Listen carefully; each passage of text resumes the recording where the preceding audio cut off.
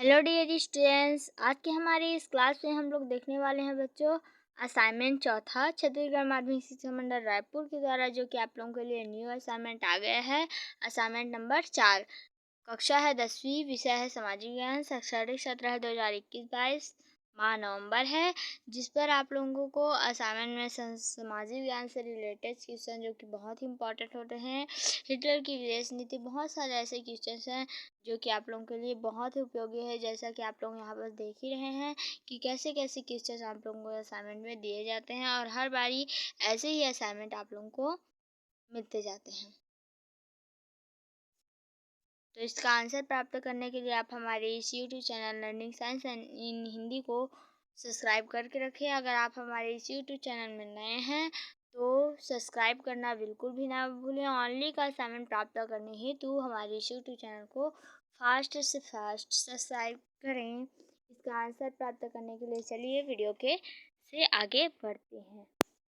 Question number पहला है, आयकर और उत्पादक शुल्क में क्या अंतर है। आयकर और जो उत्पादक होता है, उत्पादक शुल्क, उसमें क्या अंतर है, ये आप लोगों को यहाँ पे लिखना पड़ेगा। तो उत्तर में लिखेंगे, हेडिंग को फर्स्ट अच्छे से लिखना है। आयकर व्यक्ति किसी निजी आय पर लगाया जाता है। व्यक्ति की किसी निजी आय पर लगाया जाता है। आय के कई स्रोत हो सकते हैं, जैसे वेतन,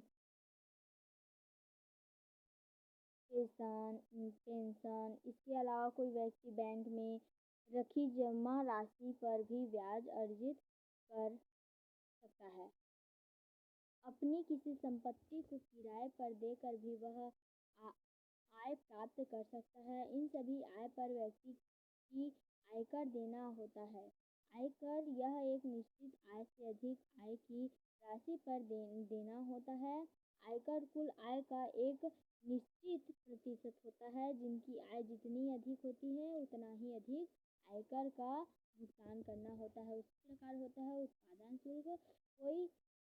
कोई वस्तु उत्पादन या निर्माण के बाद बिक्री की एक पूरी श्रृंखला से गुजरती है। उत्पादन शुल्क किसी वस्तु के उत्पादन पर लगता है। उत्पादन शुल्क भार उपभोक्ता के ऊपर डाल दिया जाता है, जिससे उपभोक्ता को उत्पादित की गई वस्तु के लिए अधिक शुल्क चुकाना पड़ता है। नेक्स्ट क्वेश्चन है, उत्खनन में पूरे देशवासियों को लाभ हो केवल निजी कंपनियों को नहीं, इसके लिए क्या किया जा सकता है। इसका आंसर में ये लिखना पड़ेगा आप लोगों को। अगर आप हमारे इस यूट्यूब चैनल में नए हैं तो हमारे इस यूट्यूब चैनल को सब्सक्राइब करके रखें। ऑनली स्टडी हेतु असाइनमेंट, सभी मॉन्थ के असाइनमेंट दिए जाते हैं। Notes, important question, important topics के अच्छे तरीके से सॉल्यूशन करके यहाँ पर से स्टडी कराया जाता है, जिसके तहत आप लोगों को स्टडी में बहुत ही सारी उपलब्धियाँ प्राप्त हो सकती हैं, जिसके तहत आप बहुत ही अच्छे तरीके से अपने स्टडी में बिना कोई रुकावट पाए स्टडी कर सकते हैं। तो ये था क्वेश्चन नंबर दूसरा का आंसर, जो कि आप लोगों ने यहाँ पर देखा। इसी प्रकार देखते हैं, हिटलर की विदेश नीति को समझाइए। उत्तर, 1933 की शुरुआत हिटलर ने शांतिपूर्ण नीति अपनाने का आश्वासन दिया तथा उसका मुख्य वर्साई संधि की अपमानजनक शर्तों की खत्म करना और जर्मनी के लिए समानता की स्थिति प्राप्त करना था।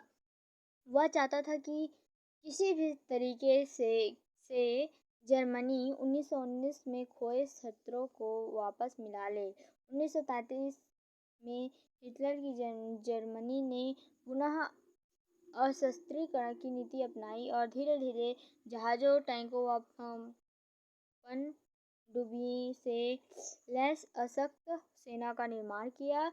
1935 में हिटलर ने वायुसेना व सेनाओं के अनिवार्य भर्ती जैसी घोषणा की, जो सीधे तौर पर वर्साई संधि की अवहेलना थी। 1935 में सार घाटी जनमत संग्रह द्वारा जर्मनी में मिला लिया गया। मार्च 1936 में जर्मनी सैनिकों ने राइनलैंड पर पुनः अधिकार कर लिया। 1936 में ही लिखर ने इटली के काशीवादी शासक ये थोड़ा सा यहाँ पर से है और जापान के साथ सोवियत रूस विरोधी समझौता किया। इसी प्रकार नेक्स्ट है चौथा, सरकार के ऐसे कौन कौन से कार्य हैं जो गरीबों को काम करने में सीधे जुड़े हुए हैं। उत्तर, लोगों की आजीविका को सुनिश्चित करने का दायित्व भी सरकार का ही है। सरकार द्वारा काम करने का अधिकार और महात्मा गांधी राष्ट्रीय ग्रामीण रोजगार गारंटी कानून बनाया गया। इस कानून के तहत सरकार की यह जिम्मेदारी तय की गई कि वह ग्रामीण इलाके के प्रत्येक परिवार को साल में 100 दिन तक कार्य उनकी मांग पर उपलब्ध कराएगी। यह कार्य लोगों को उनके इलाकों में ही उपलब्ध करना होगा और उनके लिए होने वाला पूंजीगत खर्च तथा मजदूरी का भुगतान सरकार करेगी। स्थानीय स्तर पर रोजगार उपलब्ध कराकर मनरेगा के तहत सामाजिक उपयोग को कई कार्यों जैसे जैक डैम, अड़के तालाब, वाटर और हार्वेस्टिंग संरचनाकर एवं आदि का निर्माण किया जा सकता है। इस प्रकार सरकार ने इन प्रमुख रोजगारों के द्वारा गरीबी को कम कराने व अथक प्रयास किया है। जैसे कि गांव-गांव में गड्ढा होता है, बहुत सारे ऐसे कार्य हैं जो कि ये गरीबी के तहत आते हैं, जो कि सरकार के द्वारा इनका भुगतान किया जाता है। एंड ये 100 दिनों के लिए हर परिवार से व्यक्तियों को ये करना होता है। औद्योगिक प्रदेश अधिकतर क्यों होते हैं? एक में उद्योग विकसित होने के बाद वहाँ से उद्योग क्यों हट जाते हैं?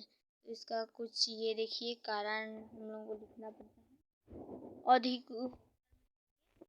औद्योगिक प्रदेशों के अस्थिर होने का मुख्य निम्न कारण है। पहला है कच्चे माल की कमी होना, उत्पादन लागत का बढ़ना, श्रमिक संगठनों की उचित अनुचित मांगे के कारण, बाजार विक्रय व्यवस्था के प्रभाव के कारण, लाभ में कमी आना, औद्योगिक तकनीक का पुराना होना, खनन के कारण उस क्षेत्र की भूजल संरचना में बदलाव होता है।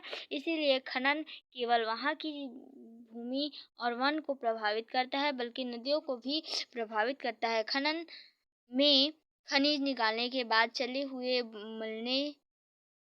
मलबे नदी के घाटियों में जमा कर दिए जाते हैं, जिससे नदी मार्ग अवरुद्ध हो जाता है। नदी की घाटी में बाढ़ आती है, साथ साथ वन भी समाप्त होते हैं। इस प्रकार के कारण से जो है ये औद्योगिक अस्थायी हो जाते हैं।